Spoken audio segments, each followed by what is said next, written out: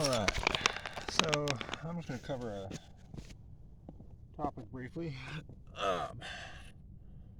So, when you're bringing your dogs out to a lake or a river, if you see some fishermen and your plan before you see the fishermen is to let your dogs play in the water, be a decent person and don't let your dogs play in the water where people are fishing. I've had a lot of people do it before, and it just irritates me every time because it's just rude. These people over here are way across the cove letting their dogs play in the water, and that's perfectly fine. Not even nowhere near close to me. And when one of her dogs started coming near my fishing area, she started recalling her dog. That's respect. I appreciate that very much. So, person, if you're watching this, thank you. Giving fishermen their space is respectful and nice. It's really appreciated by us fishermen, trust me. So now that that's out the way, I'm gonna try this little popper on this point.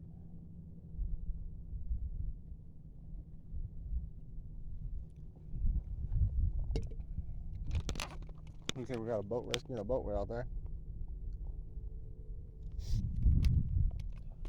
Speaking of respect and kindness, look at that. That ain't nice and kindness and respectful. I don't know what it is. That's the way it should be. Boaters looking out for other boaters.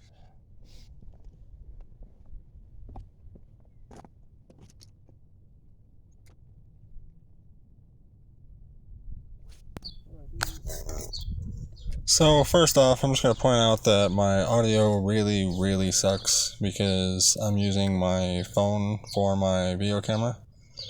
But I just wanted to point out that I appreciate all of my subscribers that I already have, and I appreciate y'all's support. It does really mean a lot to me.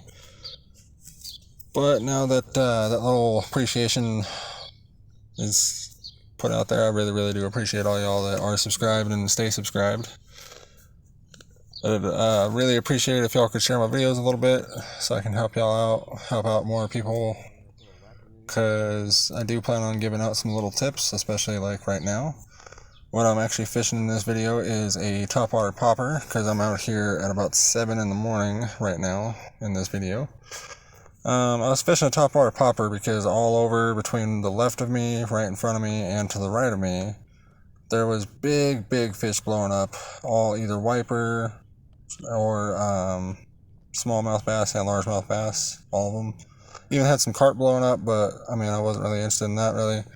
I do like carp fishing, but that's not what I was out there for this time.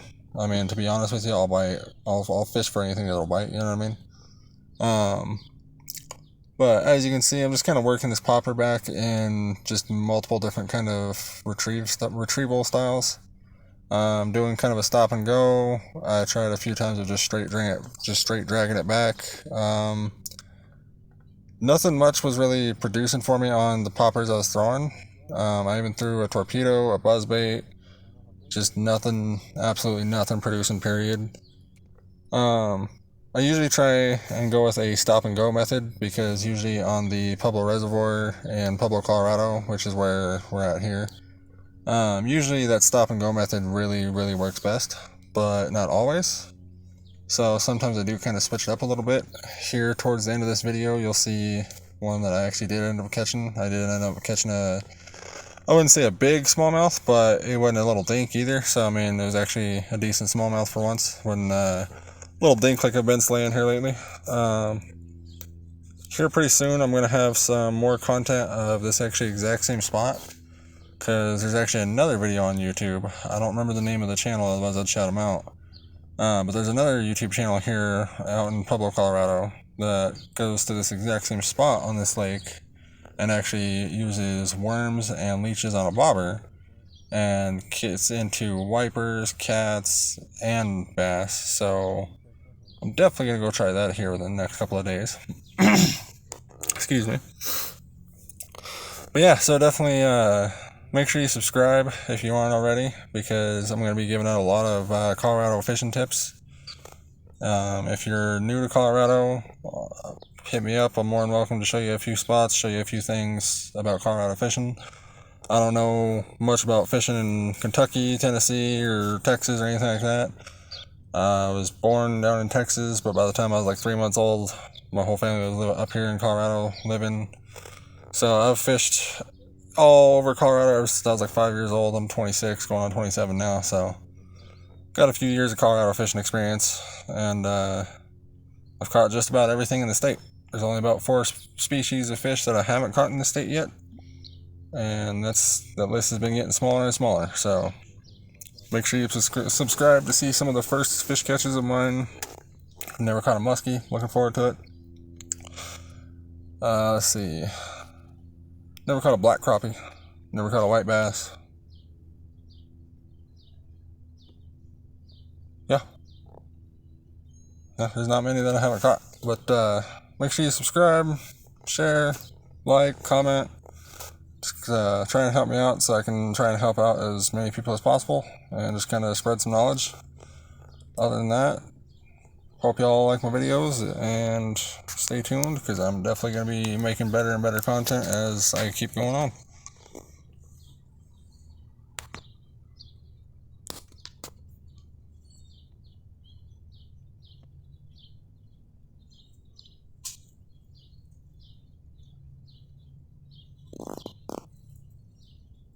Here pretty shortly, I'm actually about to be changing up my lure because the popper that I have on right now just really hasn't been doing anything. So I'm about to change that up and check out what that does for me.